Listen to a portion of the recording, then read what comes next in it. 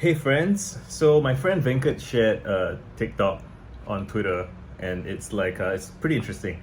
It's a guy demonstrating cinematography, like a cinematography tip to make if you're gonna film an object. And so he uses a cup of drink, like some kind of cocktail. And what he does is, and I can kind of show you this to you with my camera, I guess, is he says rather than look at it head on, or rather than kind of go in strange angles, like kind of letting your hand drift, he suggests doing this thing where you sort of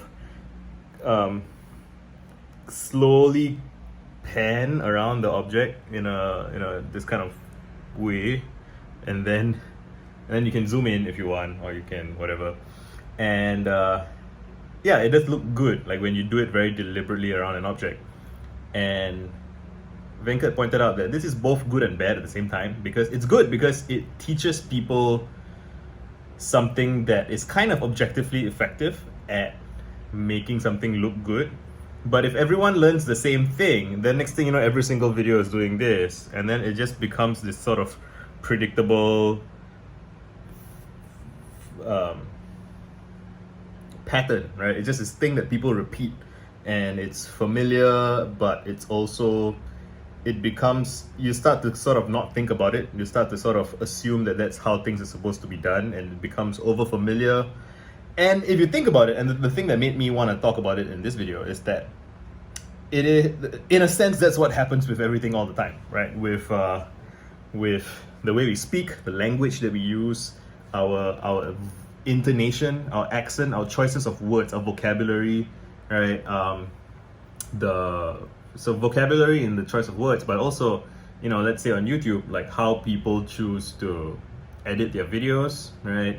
Don't forget to like, comment, and subscribe. That kind of, like, there are all these things that people pick up from, like, it's easy to pick up by imitation without thinking very much about it, without making it a super deliberate choice.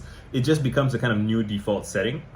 And once it becomes widespread, then the kind of like the random jittery video kind of becomes refreshing, because it's not the default choice. And so that becomes a deliberate choice. Once there is a default setting, choosing not to follow the default setting becomes a deliberate artistic choice, sort of, right? And people have sometimes told me they're really surprised that my YouTube videos don't have editing. Like, I don't have an intro yet. Maybe I'll introduce it at some point, but it's work. So, and I'm lazy, so that's my real motivation. But even if so I'm recording this video on my phone, even though I have a camera, because it's faster to upload, and I'm trying to optimize for volume of output. I just want to publish as many videos as possible, and I haven't been publishing in the past, I think, almost 12 days, because I've been busy with my book. It started out with me being busy with my book, and then it's like several days off the wagon. It's like, what am I going to talk about when I start again?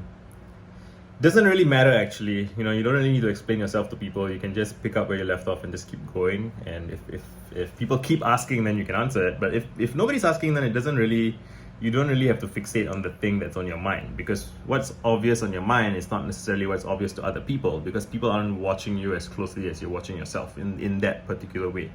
And that's true when you're relatively small. When you're like a huge artist or something, I remember ContraPoints was tweeting something like, when you're a famous YouTuber, statements like nobody is watching everything you do no longer apply, because there are, even though most people probably aren't watching everything you do, there's a subset of people who watch everything you do, and they will comment accordingly, and that may affect you in some way. Something to think about, something to be mindful of on your journey. But I am happy to be back, and I feel like my book is kicking my ass, has been kicking my ass again, even though I made a small breakthrough again recently, which I feel like is the final breakthrough. The final breakthrough, I think, was realizing that I had been missing the forest for the trees, and I had been trying to cover all the technical details, but nobody really cares about all the technical details. Nobody who's buying my book is buying it expecting to be kind of fully educated on the absolute state of introspection and psychology and journaling since the dawn of time. Although I feel compelled to try and do that, because there may be like one person in 1,000 who pointed out and make me feel bad, or I make myself feel bad with what that person says. But the majority of people who want to buy the book mostly want to see my point of view. And in a sense, I have been pushing myself to try and include as much detail as possible. And there's something about, there's this trade-off between the amount of detail you introduce, the amount of facts, quotes, figures, blah, blah, blah. It takes skill to introduce all of those things and still demonstrate your point of view. Well, it depends on how you look at it. One way of looking at it is no matter what you do, your point of view always comes through, right? Because you're making editorial decisions every step of the way. But there is also a sense of flow that can get disrupted if you kind of get overly mechanical about it. And so I have been seesawing back and forth. And I was starting to feel kind of bad about it because the psychology of experiencing yourself at your limit and failing, your experience is that you're just failing all the time, and so it feels like you're not very good. But it's like if you're the best athlete in the world at some task, right, 100-meter sprint, and you're always pushing yourself to your limit, then your feeling is that you're failing every day. Every day you're failing to cross the threshold that you're trying to cross, but you're still the best athlete in the world, right? It's just that your experience of failure is so present, and you have to learn to price that in. You have to learn to kind of process that as part of your experience and realize that first of all, failure isn't necessarily a bad thing. I think I'm going to make a whole separate video about that.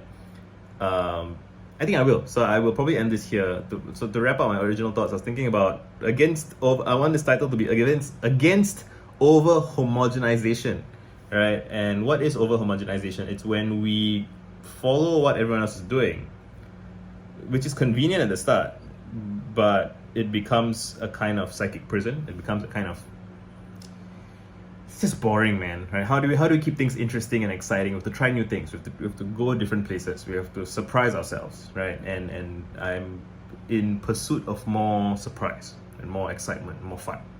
Done.